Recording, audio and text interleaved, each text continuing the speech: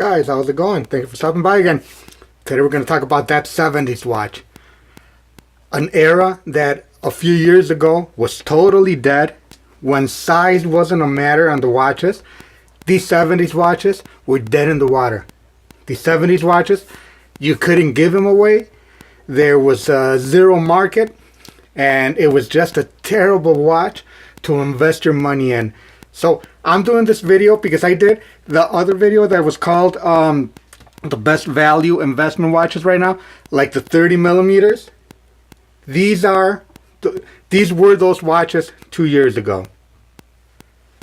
Before chronographs got very popular, well, 2 years ago, size was a big issue, was starting to be a big issue with Breitling coming out with humongous sizes, with most of watch brands coming out with humongous sizes. These watches started getting a little bit more popular, but just a little bit, 2-3 years ago, guys. I'll show you this one. Here we have a Seiko.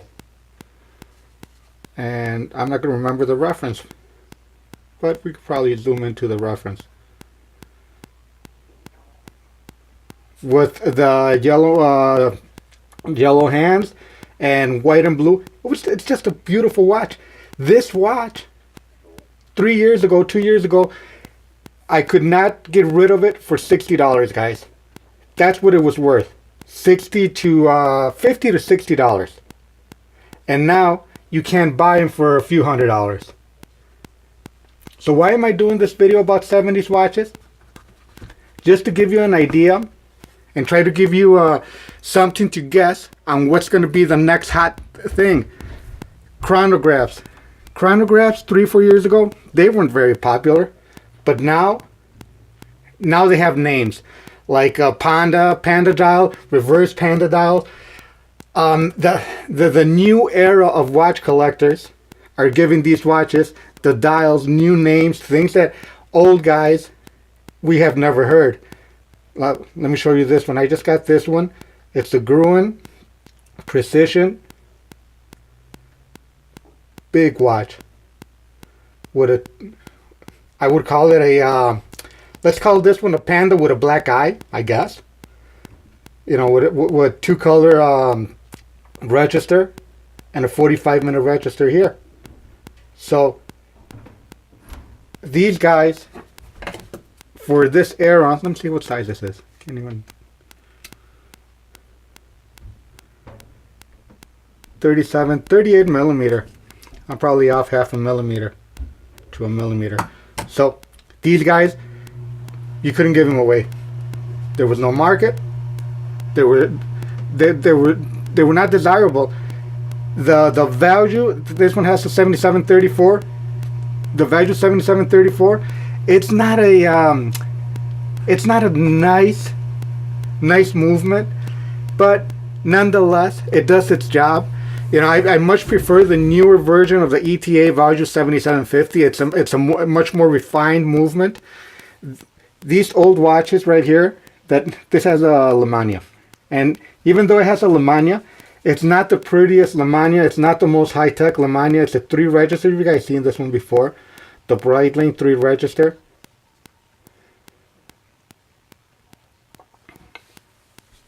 So watches back then, they were trying to save money any way they could in the 70s, and Value was coming up with these movements. Like I said, they're not as refined as the 50s chronograph movements, but nonetheless they're very nice. And then you have a time only. I did a video on this one on how to refinish it. I refinished this whole watch. If you guys are interested, I think it's a 3-part series with a normal ETA 2824. Big watch, 38 millimeters.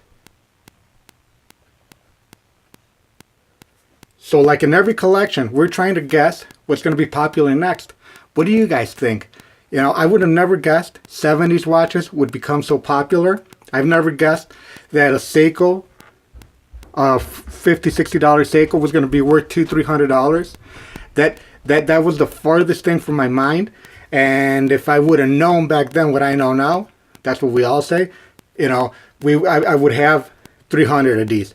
If I would have known if that these little guys were gonna sell in the $500, $600, $700 range, I would have 30, 40 of them, because I had so many and I refused so many because they were just so hard to sell back then. So what do you think, guys? What's going to be the next best thing? What's the next watch that we should collect right now that it's not popularized by the new era of collectors, that it's still not, it's with nothing nobody wants, but it might be the one that'll hit tomorrow. You know, that's a hard thing to know. But that's what we're all guessing for. That's what we're all hoping for. So tell me what you guys think. Tell me what you guys think is going to be good to buy. And I'm thinking the 30mm watches. I'm really thinking that those 30mm watches, if watches get popular, especially amongst women, that they start coming down from the 38 to 36, because most women right now are wearing the Datejust, the big bulky watches. My wife will wear this all the time. Or this one. This is one of her favorite watches to wear. So I think that the 30mm, 33mm is going to be the next watch that will be popular, that will be very, very commercial, and I think that's where the gold mine is right now, trying to go towards those. If you see my collection, I have no Datejust, not Datejust. I have no Speedmasters. I have no Submariners. I had a few, but always remember, guys, sell your bubbles. Don't buy in bubbles. Sell your bubbles. So, guys, thank you for stopping by. I appreciate it very much. Hope you liked this video. If you did, give me a thumbs up and subscribe. And I'll catch you guys in the next one. Thank you so much.